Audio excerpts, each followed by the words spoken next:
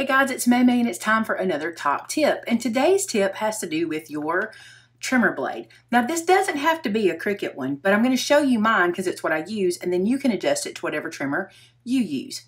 So you know when your trimmer blade is done and it has had all it can take on paper, that doesn't necessarily mean it's done on chipboard. And I talked about this in my purse, my chipboard purse I created recently, and I thought I would share this with you to show you what I do. So this blade needs to be changed. It's tired, it's done all the work it can do, okay? So what I like to do before I take this guy out of here, here's what I do. I pop this piece off. Remember, I've shown y'all how to do that. You take this little guy off, that's where your little blade lives. Then this guy, before I take him out, I take a Sharpie marker, all right? And on the back, the little spine area of this blade, I color it black. This lets me know that this blade is not good for paper anymore, but I can still use it for chipboard. Now, I don't know how long I can use it for chipboard because I already have one that I'm using for chipboard, and so I don't know how long it'll last, but I'll show you. See, it's colored black, and this is the one I'm currently using, but I wanted to show you on this one. Now what you do is you take this guy out and you replace your blade, which I have a video for that, how to replace your blade. I'll link it up here in the top and also in the description for you. So I already have a video on that. But then what you do with this guy is you turn this over, okay? And I'm not going to do this one because he's still a little wet. I'll use my old one. You take this one and you slide him into here, and this will hold your chipboard blade, okay? So if you see, I have my score blade, my chipboard blade, and then over here, I would have my regular cutting blade.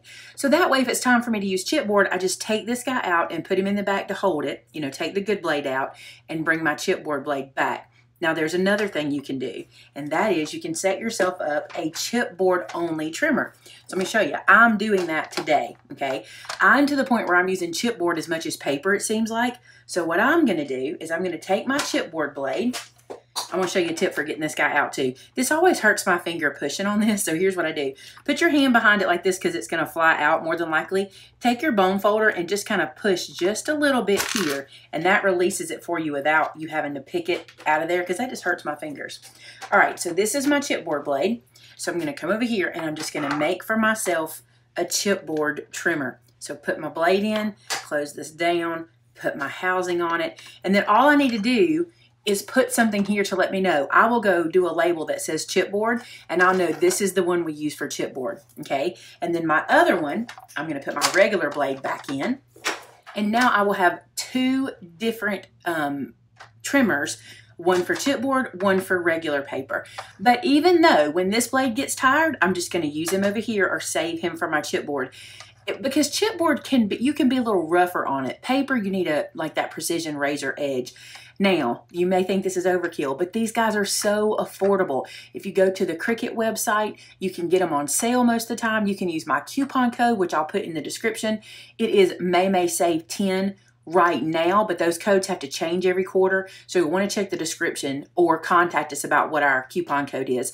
And that gets you 10% off and free shipping on orders over $50 as long as it's product that is eligible. So these guys usually are. So you can get these at a really good price. If you can't find them there, I have them on my store. And if you're a club member, you get them at 15% off. So chipboard, regular paper, good tip for you guys. I think you'll enjoy that one. I have really liked it because it's easier for me.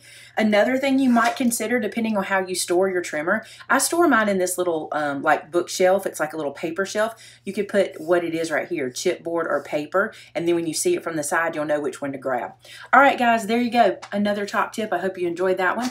And don't forget, when this channel reaches 100,000 subscribers, all you gotta do is click subscribe. When it reaches 100,000 subscribers, we're giving away an electronic cutting machine, a scan and cut, a Silhouette, or a Cricut. The winner will decide. So be sure to share this channel, get people to subscribe. Just say, hey, go subscribe to this channel for me. Especially your crafty friends. I want them to see all these top tips. And let's get this guy to 100,000 so I can give away a machine. Hey, thanks so much for watching, guys. Talk to you again real soon. Bye-bye.